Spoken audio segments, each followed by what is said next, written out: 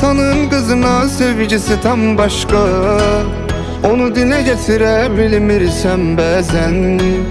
Benim de payım Allah'tan bambaşka, o Betül balamdı, şirindi her şeyden.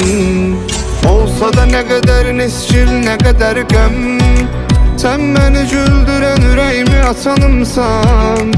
Mən evə gələndə ay cənnət mələyi, sen yıkıla yıkıla qabağıma qaçanımsan.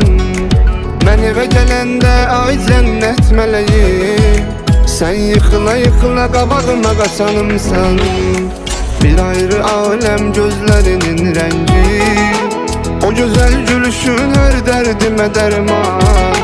Seni Allah'tan dilediğim ömrümüze, evimin bezeyi sensen ata kurban.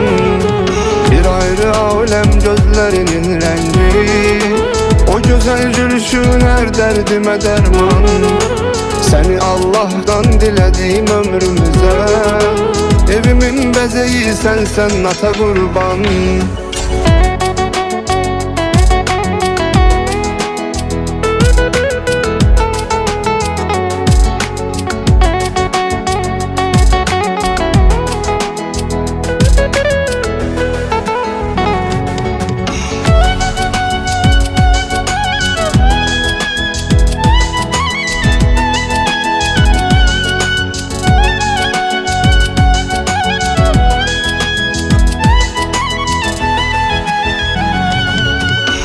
Temiz eşkiyle sevilen varlık, o şirin sesli, o bir ay yüzlü melek.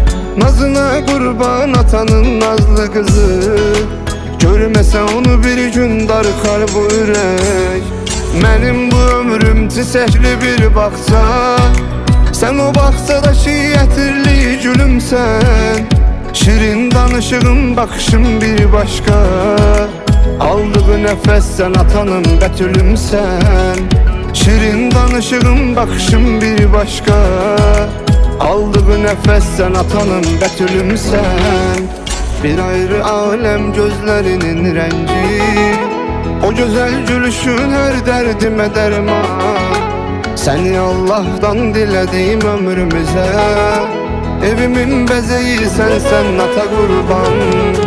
Bir ayrı alem gözlerinin rengi, o güzel gülüşün her derdime derman. Seni Allah'tan dilediğim ömrümüze, evimin bezeyi sensen ata kurban.